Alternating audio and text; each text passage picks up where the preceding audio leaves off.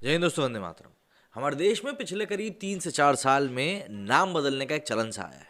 कई जगहों पर ये नाम बदलना बहुत सही भी लगता है।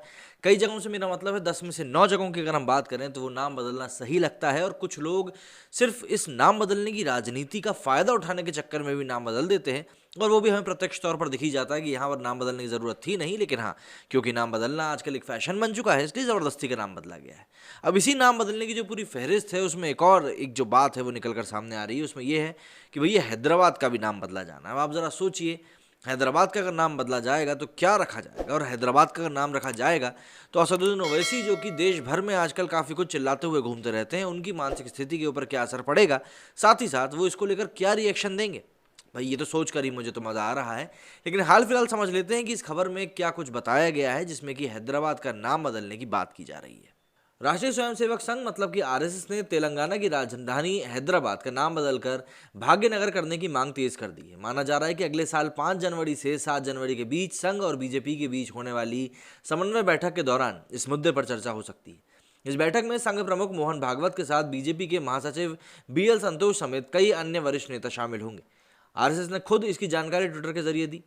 खास बात यह है कि संघ ने अपने ट्वीट में हैदराबाद को भाग्यनगर के नाम से ही जिक्र किया है।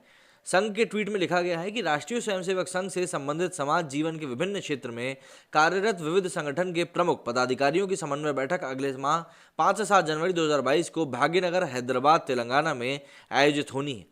जाहिर सी बात है, हैदराबाद का नाम बदलकर भाग्यनगर करने की मांग कोई नई नहीं है। इससे पहले भी समय समय पर इसकी मांग लगातार उठती रही है। साल 2020 में हैदराबाद के म्यूनिसिपल कॉरपोरेशन के चुनाव के दौरान मुख्यमंत्री योगी आदित्यनाथ ने भी हैदराबाद का नाम भाग्यनगर करने की मांग की थी।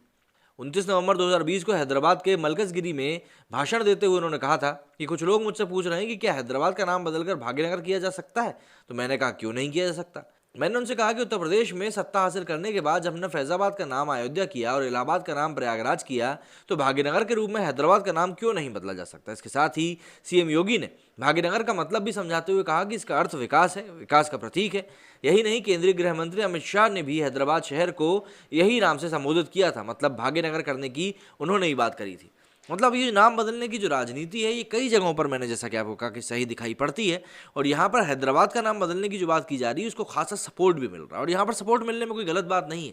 क्योंकि देखिए, अगर आप किसी चीज़ का नाम इसीलिए बदल रहे हैं क्योंकि उससे उसकी पुरानी चीज़ें हैं वो उससे जुड़ी हुई हैं, तो कहीं ना कहीं आप उसको जस्टिफाई भी कर रहे होते हो, और आपको जस्टिफाई करने की ज़रूरत पड़ती नहीं है, वो अपने आप में ही जस्टिफाई हो जाता है।